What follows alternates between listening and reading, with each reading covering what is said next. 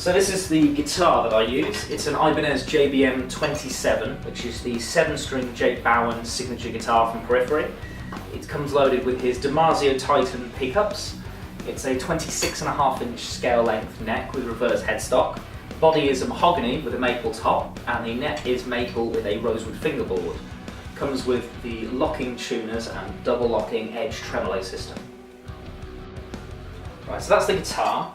The cab that I'm running just behind me here is a PV6505 B cab, and it still has the original stock speakers in it.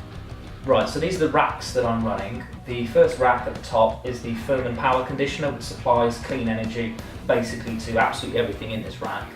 Underneath here we have the Focusrite Sapphire Pro 40 interface, which I'll come to a little bit later on. It's a little backing tracks.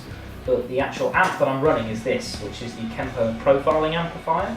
For live, the profile I'm running is an EVH 5153 amp head with a Ibanez TS9 KEELEY modded boost.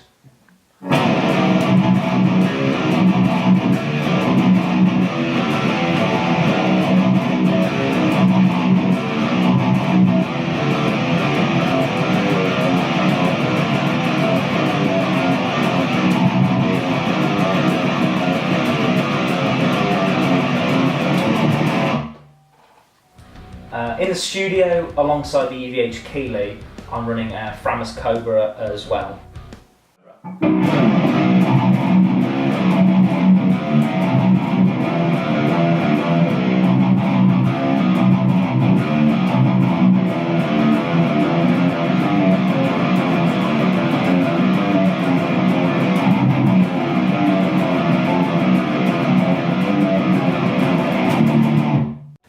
For clean tones, both live and recording, I've got two that I use. One's a REVV Generator 120 clean channel. And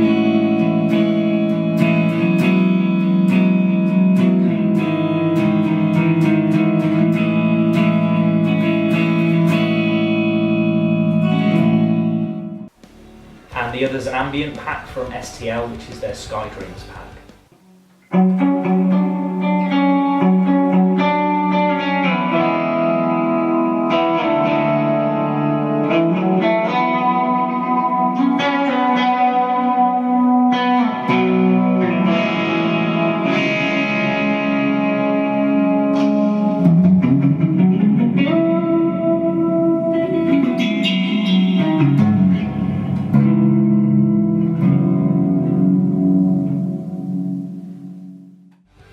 Right, so this is the pedal tray. Everything in this is powered by the Voodoo Labs Pedal Power 2 pack.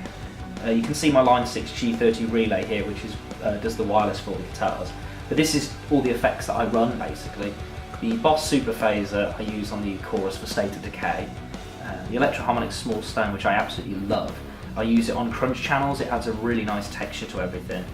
And I've got this, which is brilliant, the Dan Donegan signature pedal called the Weapon. I haven't actually found a use for it yet, but I really liked some of the effects it's got on it, especially the sitar simulator.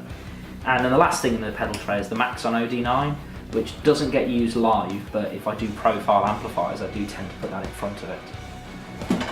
Right, so the next thing we've got is the Digitech GSP 1101, which is kind of the centre of the whole rack. Using the pedal board that I'll show you in a minute. This sends MIDI signals to the Kemper and then the RJM, which changes all my channels and swaps everything for me, so I don't need to hit multiple pedals.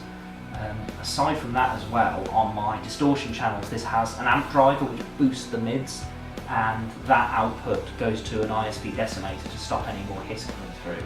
And then on the clean channels, there's a really nice chorus and reverb that I use on that, so that's the sounds that you can hear. Underneath, we've got this, which is the RGM RG16, which is what all the pedals plug into, and effectively you, via MIDI, it will turn on certain loops, so you don't have to hit loads of pedals all at once. Which is a pretty easy way around of doing things. Right, so this is the pedal board that I use. Essentially every single channel corresponds to a different MIDI send.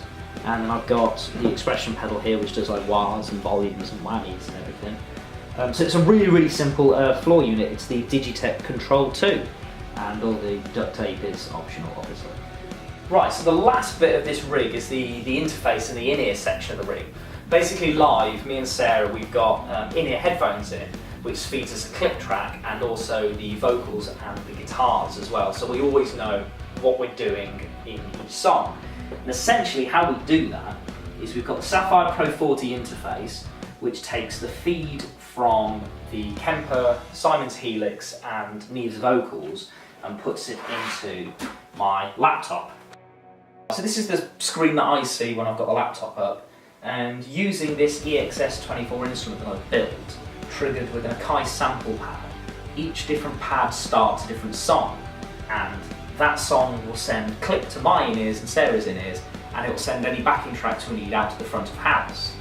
Then with the interface we've got this little piece of software which is the 2-note torpedo wall of sound, and essentially what that is a cabin pulse.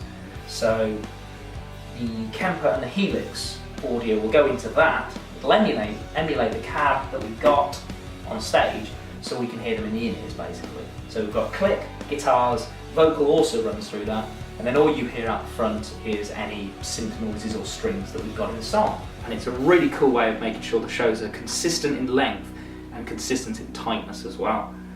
So that's essentially it then. So thank you very much for watching, and I hope to see you soon at a Genesis Art gig.